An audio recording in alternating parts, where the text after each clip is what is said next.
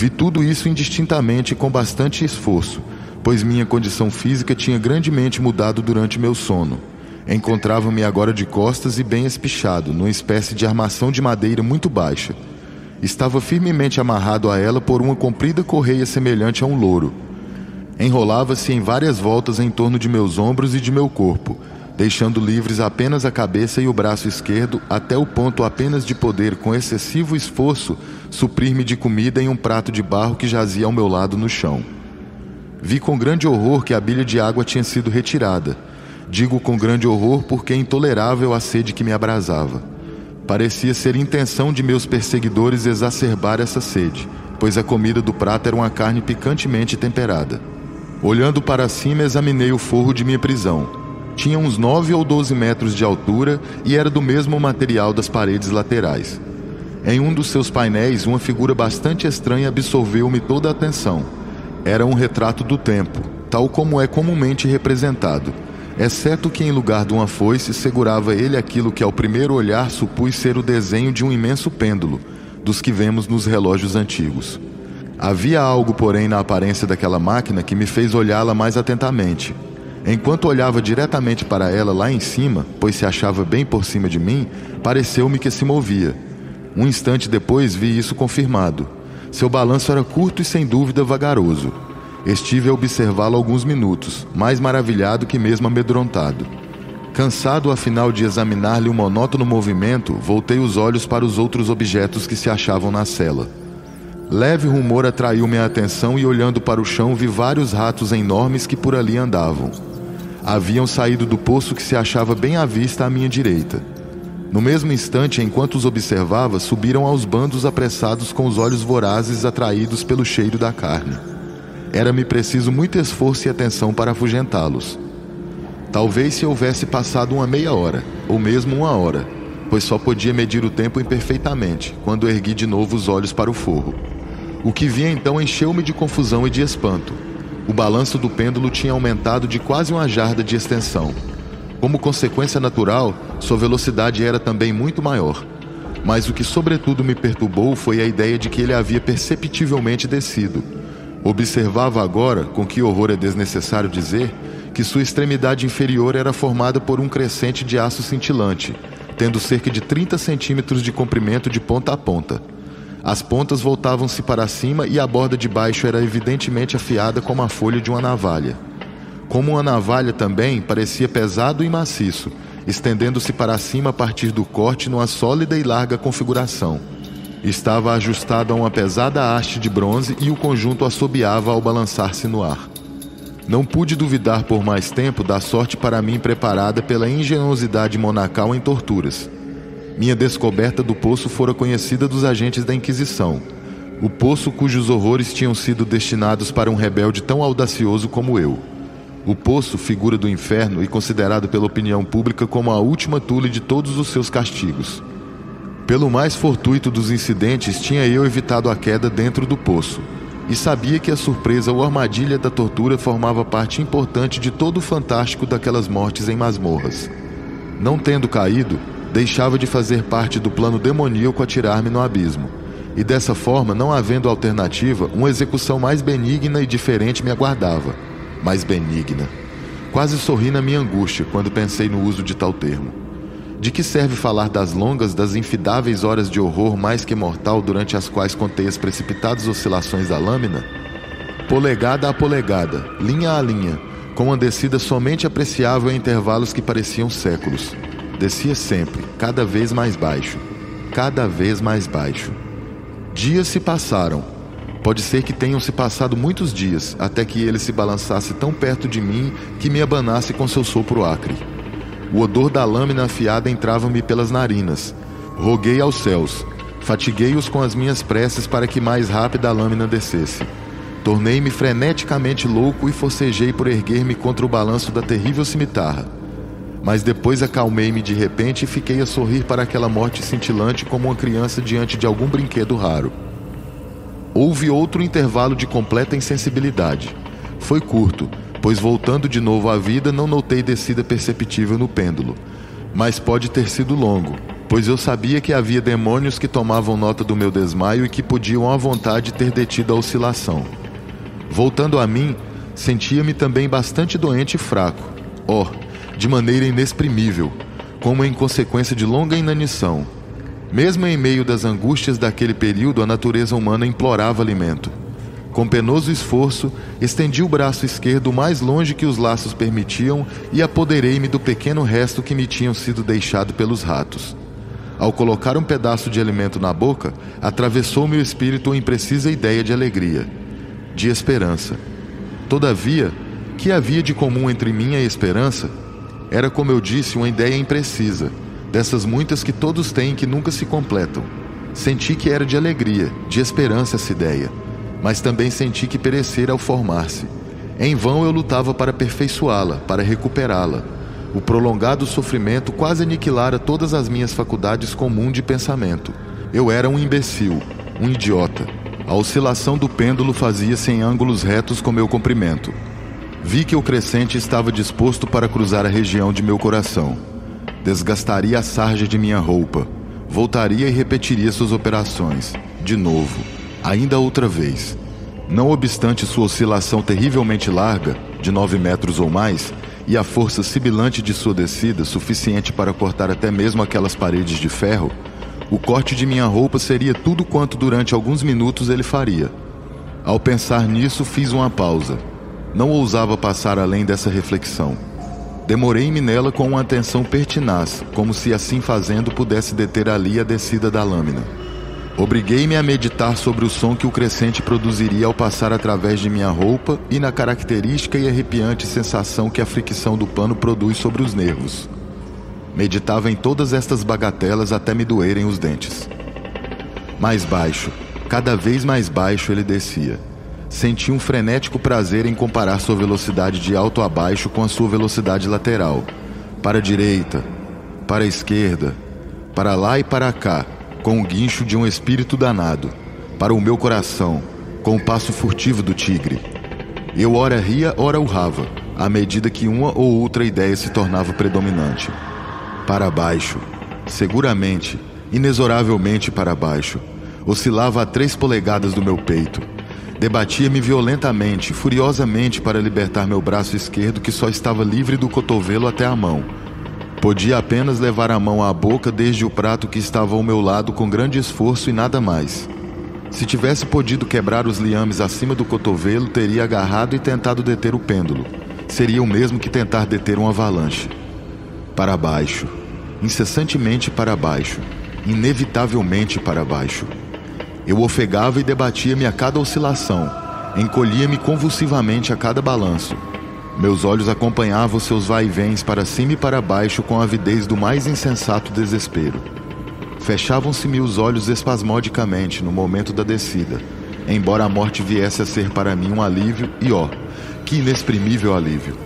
Entretanto, todos os meus nervos tremiam ao pensar que bastava uma simples decaída da máquina para precipitar aquele machado agudo e cintilante sobre meu peito. Era a esperança que fazia assim tremerem os meus nervos, que assim me calafriava o corpo.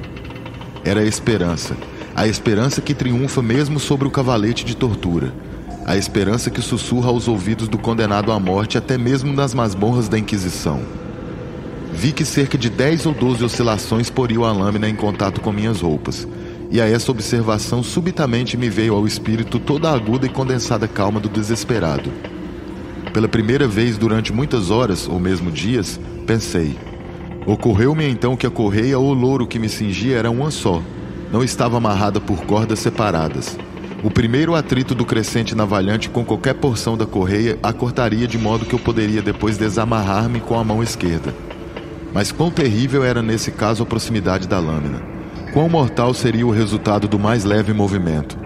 Seria verossímil, aliás, que os esbirros do inquisidor não tivessem previsto e prevenido essa possibilidade? Seria provável que a correia cruzasse o meu peito no percurso do pêndulo? Receando ver frustrada minha fraca e ao que parecia última esperança, elevei a cabeça o bastante para conseguir ver indistintamente o meu peito.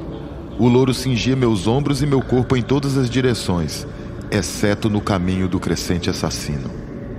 Mal deixara cair a cabeça na sua posição primitiva, reluziu em meu espírito algo que eu não saberia melhor definir senão como a metade informe daquela ideia de libertação, a que já aludi anteriormente, e da qual apenas uma metade flutuava de modo vago em meu cérebro, ao levar a comida aos meus lábios abrasados. A ideia inteira estava agora presente, fraca, apenas razoável, apenas definida, mas mesmo assim inteira. Pus-me imediatamente a tentar executá-la com a nervosa energia do desespero. Durante muitas horas, a vizinhança imediata de baixa armação de madeira sobre a qual eu jazia estivera literalmente fervilhando de ratos. Eram ferozes, audaciosos, vorazes. Seus olhos vermelhos chispavam sobre mim como se esperassem apenas uma parada de movimentos de minha parte para fazer de mim sua presa. A que espécie de alimento, pensei eu, estão eles acostumados neste poço? A despeito de todos os meus esforços para impedi-los, tinham devorado tudo, exceto um restinho do conteúdo do prato. Minha mão contraíra um hábito de vai-vem ou de balanço em torno do prato, e afinal a uniformidade inconsciente do movimento privou-o de seu efeito. Na sua voracidade, a bicharia frequentemente ferrava as agudas presas nos meus dedos. Com as migalhas de carne gordurosa e temperada que ainda restavam, esfreguei toda a correia até onde podia alcançar.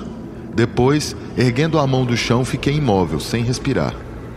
A princípio, os vorazes animais se espantaram, terrificados com a mudança, com a cessação do movimento. Fugiram alarmados e muitos regressaram ao poço. Mas isso foi só por um momento. Eu não contara em vão com sua voracidade.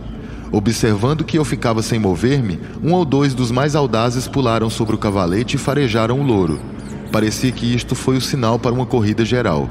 Do poço precipitaram-se tropas frescas. Subiram pela madeira, correram sobre ela e saltaram a centenas por cima de meu corpo. Absolutamente não os perturbou o movimento cronométrico do pêndulo. Evitando-lhe a passagem, trabalhavam sobre a correia besuntada de gordura. Precipitavam-se, formigavam sobre mim em pilhas sempre crescentes. Torciam-se sobre minha garganta, seus lábios frios tocavam os meus. Eu estava semi-sufocado pelo peso daquela multidão. Um nojo para que o mundo não tem nome arfava-me o peito e me enregelava o coração com pesada viscosidade. Mais um minuto, porém, e compreendi que estaria terminada a operação. Claramente percebi o afrouxamento da correia. Sabia que em mais de um lugar ela já devia estar cortada.